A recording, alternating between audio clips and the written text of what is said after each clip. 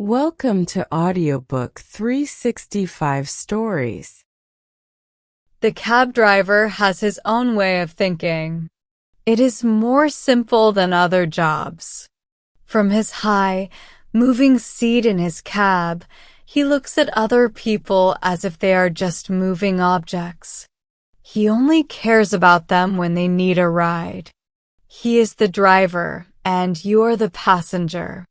Whether you are a president or a poor person, to the cab driver, you are just a fare.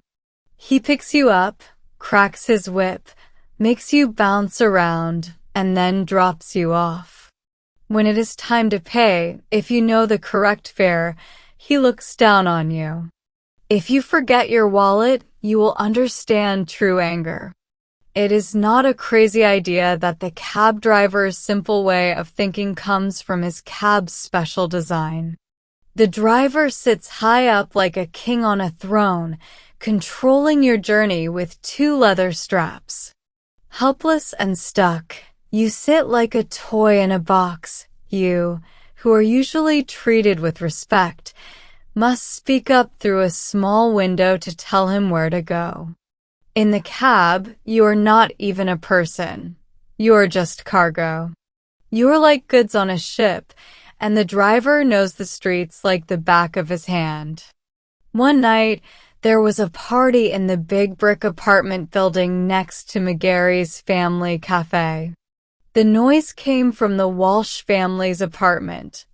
The sidewalk was full of neighbors who made way now and then for people bringing supplies from McGarry's for the party. The neighbors were talking about Nora Walsh getting married. Soon, the people from the party came out to the sidewalk. The uninvited guests joined them, and there were happy cries, congratulations, laughter, and other noises from the party.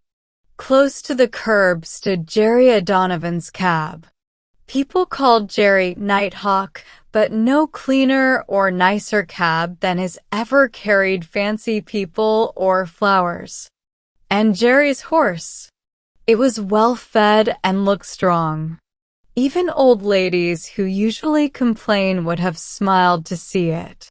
Among the moving, loud, and lively crowd, you could see Jerry's tall hat, worn out by many years of wind and rain, his nose, red and big, hit by playful rich kids and stubborn passengers, and his green coat with brass buttons, liked by people near McGarry's. It was clear that Jerry was not just driving his cab, but also carrying a load of drinks. A young boy in the crowd even said, "Jerry is drunk." From the crowd or the small group of people walking by, a young woman came to the cab. Jerry saw her with his sharp eyes. He moved quickly to the cab, pushing aside 3 or 4 people, almost falling himself, but he grabbed a water plug and stayed on his feet. Like a sailor climbing in a storm, Jerry got up to his driver's seat. Once he was there, the drinks from McGarry's couldn't bother him. He moved up and down in his seat like he was on a boat, as safe as a worker on a tall building. "Get in, lady," said Jerry, getting ready to drive. The young woman got into the cab. The doors closed with a loud noise. Jerry's whip snapped in the air, the crowd moved away, and the nice cab drove quickly across town. When the fast horse slowed down a bit, Jerry opened the small window in the cab and asked loudly, trying to be nice, "Where do you want to go?" "Anywhere you want," said the woman happily. She wants to ride for fun, thought Jerry. And then he suggested, "Let's go around the park, lady. It will be nice and cool." "Sure, sounds good," said the passenger happily. The cab headed for 5th Avenue and went fast up the perfect street.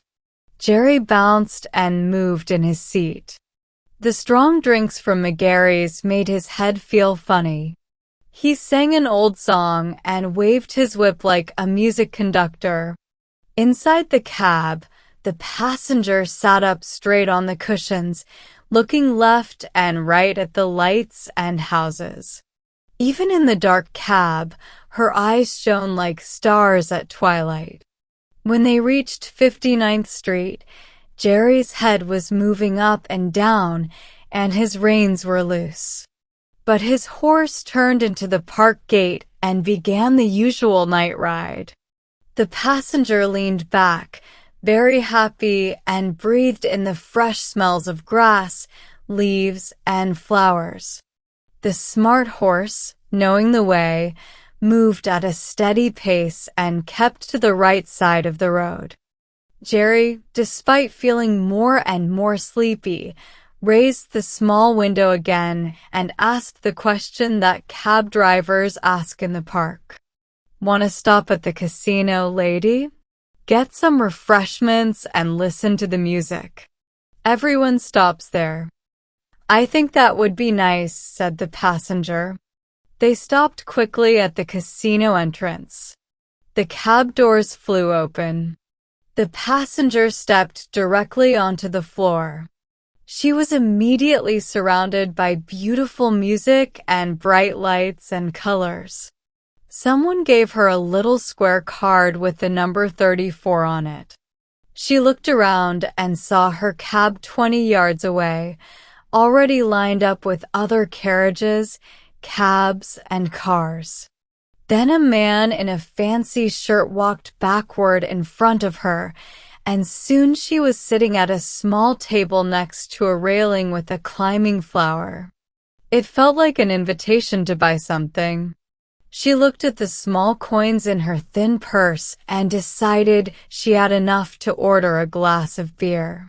She sat there, enjoying everything, the new colors, new shapes, like being in a fairy palace in a magic forest. At 50 tables, princes and queens, dressed in all the silks and jewels of the world, sat. Sometimes, one of them would look curiously at Jerry's passenger. They saw a simple woman in a pink silk dress and a plain face with a look of love for life that the queens wished they had. 2 hours passed. The royals left their outdoor seats and drove away in their fancy cars. The music was put away in wooden and leather cases. Waiters took away tablecloths near the woman sitting almost alone. Jerry's passenger stood up and held out her numbered card. "Is there anything coming on the ticket?" she asked. A waiter told her it was her cab check and she should give it to the man at the entrance. This man took it and called the number. Only 3 cabs were in line. The driver of one went and woke up Jerry, who was asleep in his cab. Jerry got up, climbed to his seat, and drove his cab to the front. His passenger got in, and the cab quickly went into the cool park, taking the shortest way home. At the park gate, Jerry suddenly became suspicious. A few thoughts came to his mind. He stopped his horse, opened the small window, and said loudly, "I need to see $4 before going any further on the trip. Do you have the money?" $4. The passenger laughed softly. "Oh no, I only have a few pennies and a dime or two." Jerry closed the small window and made his horse go faster. The sound of the horse's hooves was loud, but it didn't cover Jerry's angry words. He shouted bad words at the stars in the sky. He hit passing vehicles with his whip. He cursed loudly along the streets. A late truck driver, slowly going home, heard him and felt embarrassed. But Jerry knew what to do and hurried to his destination. He stopped at a house with green lights beside the steps. He opened the cab doors wide and stumbled heavily to the ground. "Come on, you," he said roughly. His passenger got out with a dreamy smile still on her plain face. Jerry took her by the arm and led her into the police station. A gray-mustached sergeant looked sharply across the desk. He and Jerry knew each other. "Sergeant," Jerry began in his old, rough, complaining voice. "I've got a passenger here that—" Jerry paused. He wiped his forehead with a red hand. The fog in his mind from McGarry's drinks was starting to clear away. "A passenger, Sergeant," he continued with a grin, "that I want to introduce to you. It's my wife that I married at Old Man Walsh's tonight. And we had a devil of a time, it's true. Shake hands with the sergeant, Nora, and we'll be off home." Before getting into the cab, Nora sighed deeply. "I've had such a nice time, Jerry," she said.